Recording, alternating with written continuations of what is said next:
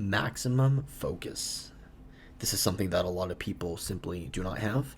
And it is something I am trying to work on every single day. Um, but more importantly, I think we could break down this idea into three key parts.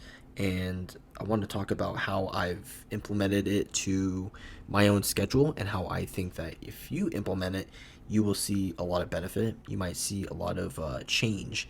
I wouldn't say drastically right away, but it's sort of the type of change that needs to be done or implemented over the course of time. I'm not talking days, I'm talking weeks into months.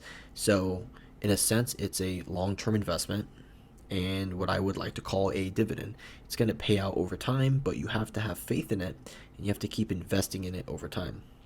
So, when it comes to maximum focus, one of the first things that helps me, and this is probably the simplest trick, if you look at history books, right, going back in history, and if you look at things that have always taught people, and especially younger people, the younger crowd, we're talking people who are younger than the average teenager into the teenager, even young adults. What has always registered as, you know, sitting down a group of people who are younger and teaching them a piece of material? The word is authority. So, of course, a lot of people like us don't like to be told what to do. I don't like to be told what to do. If I'm getting paid to do something, of course, I'll complete that task. But more importantly, I think there has to be a form of authority that you respect and that you actually like have the integrity to say, okay, I'm actually going to follow through with this. I'm actually going to complete this task to my utmost best abilities. So when it comes to authority, easiest thing that I do is when I need to focus on a task, you're sitting at your desk and you think to yourself, I'm going to write this essay or I'm going to start a newsletter. I don't know, whatever you want to do, or I'm going to make a podcast. You think to yourself, why am I not doing it? And I'm scrolling YouTube, I'm scrolling Instagram, I'm scrolling TikTok, Twitter, blah, blah, blah, so on. Then you realize 2-3 hours go on. There has to be a form of authority set in stone. And that's why I have a timer on my phone. Now, you can set a timer on basically every phone should have a timer function on it, like an alarm. I'm not talking about when the time hits a specific time, like, oh, when it hits 8:15 p.m. I'm talking about like a countdown watch, if that's what you want to call it, basically the timer function. And easiest thing to do is to basically set that for an allotted amount of time. And if there's anything that we should value the most, it is time because it is finite. We can't get it back. We can't buy more time. We can buy things that might be able to increase our longevity, but in the end, time affects all of us equally, I would say. You know, second by second, minute by minute, hour by hour, day by day. So when I first started this, implementing my maximum focus, I think to myself, okay, I'll just set a stopwatch. You click go and you try to stretch for like maybe 5 or 10 minutes. Okay. You try to read for like maybe 20, 30 minutes and you realize it's simply not working. Why is that? Because you're looking at an amount, like a timer, going up in value. And a lot of people don't like to watch it. I would say like psychologically, us humans, fear time running out. So when you set a timer and it's losing value, all of a sudden, every second that is lost, all of a sudden starts to sound or look more valuable to you. It's almost like authoritative in a sense, but it's like in the back of your mind, in your subconscious. So if I'm setting a timer right now and saying, okay, I want to set this podcast for 20 minutes, I have 20 minutes to speak to my audience. And in that allotted time, I have to figure out what I'm going to say, what type of value I'm going to bring to the table, how I'm going to express my thoughts, my opinions, what emotions I want to throw out there on the table, that sort of thing. Now, if I just set a stopwatch for a value going up, I would think to myself, okay, like I have an infinite amount of time, right? Hypothetically, I could do 5 minutes, 10 minutes, half an hour, an hour. I could do 5 hours of talking because there's really no limit. But in the reality, I'm giving myself an allotted amount of time, and every second that decreases, my time becomes more valuable. And your time, as you listen to this podcast, becomes more valuable because time is simply running out in this podcast. Hopefully you'll take some form of value from this. So that is my first method that I use for maximum focus, and it's simple. It's simply the timer function. You look at the little ball as the little orange starts to click away little by little, and it leaves this empty void. And you know what? I hate to say it, but in the grand scheme of things, that is like our life. Every day that goes by, every year that goes by, every 365 days, your countdown literally is, in motion. It's like a pendulum, goes back and forth, one by one. So I think it's really important to value, the small things in life, but more importantly, your focus. I believe the average amount of time it takes for the average person to start focusing on a task is 15 minutes. When I first started studying and reading, post college, like, of course, you're supposed to know how to study and read in college. But when I really delved, into the whole idea of how to study and how to actually focus for hours on end, I realized it took me about 20 to 25 minutes, because I would time myself. It took me about 20 to 25 minutes before I could actually start to focus. And then as I started getting better at it and I started implementing, maximum focus, all of a sudden it started taking me maybe 15 to 20 minutes, and then before you know it, it could literally take me between 5 and 10 minutes, and then I just get in the groove. I just lock in immediately. And it's almost like a survival switch. You see something running out and you think to yourself like, oh, okay, cool. Like, I know what I have to do, say no more. So if you implement this timer function, I can almost guarantee you, I can't guarantee you, but I can almost guarantee you that this will help change your course of action. It will help change your productivity, because I've seen it work for myself, and I've had about 3 other buddies of mine implement this because I needed them to, in order to get feedback. Usually if it worked for you, it might not work for other people, vice versa. But ironically enough, it did work for other people. So I'm seeing their productivity go up as well. Next one is understanding the rule of, I think it's called 2010. 2010 for maximum productivity is that our brains can literally focus for about 20 minutes at a time before they start to overheat, which is kind of sad. Because if you look at our human brain, you look at philosophers and all these huge figures in history, you can imagine how much reading they did, how much studying they did, right? And they did this for hours on end. Whereas nowadays, people read for 20 minutes and their brain is like sizzled, it's fried. Now, I do the 30-10 rule, but more importantly, if we're looking at the 20-10 rule, you study for 20 minutes, you read, you do whatever you have to do for 20 minutes, then you stop and you give yourself 10 minutes of rest. It's almost like a reset, like when you restart your computer. And I think it's extremely healthy, because the brain can't just keep going on and trudging full throttle. You got to let off the gas a little bit, just kind of like let the whole engine recoup itself. That's just the way I think about it. Let it cool off a little bit and then hit the gas again. So we can't go full throttle our whole entire lives, but you have to look at you personally. When you hit that throttle, how far can you go, maybe pushing your comfort levels to the point where your brain starts to overheat, and to the point where you say to yourself, oh, you know what, let's take a break for 10 minutes. So I do usually the 30-10 rule. Usually like study, read, do whatever I need to do for 30 minutes, and then stop, 10-minute break.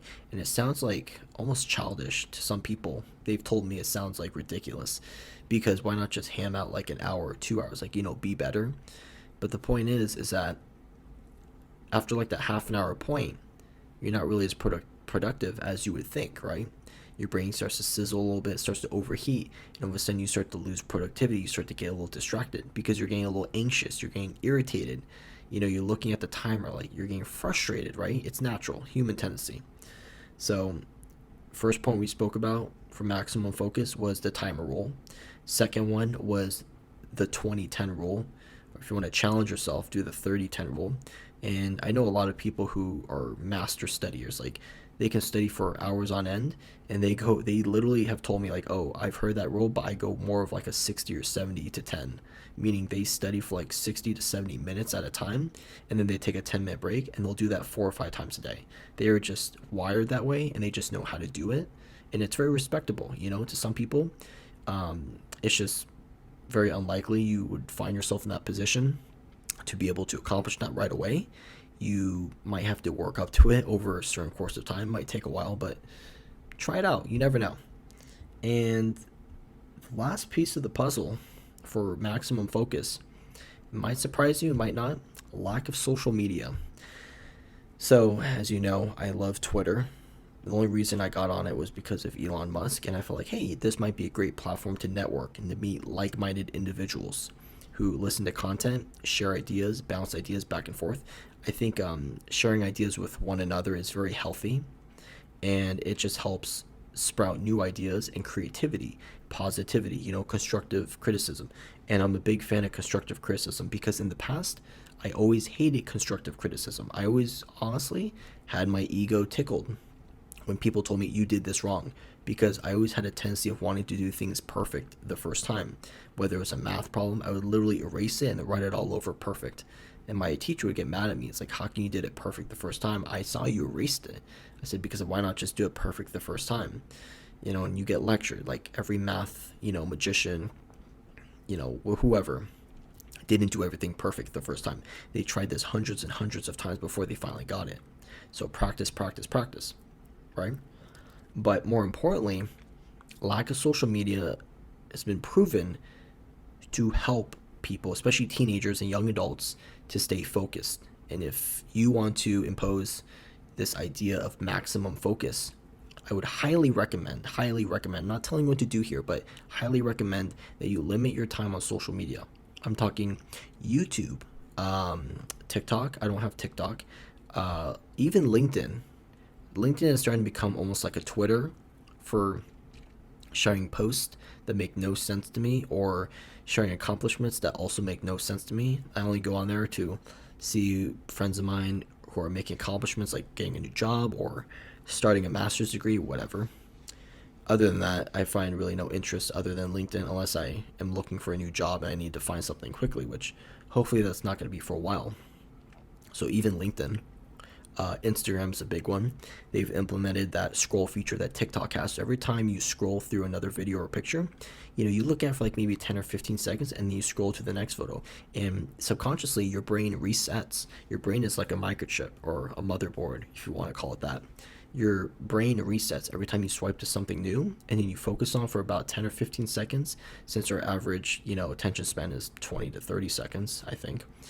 And then you look at something new. Before you know it, you've been swiping on Instagram or TikTok for 3 hours. So lack of social media will immensely help you become a better person. That's just my personal opinion.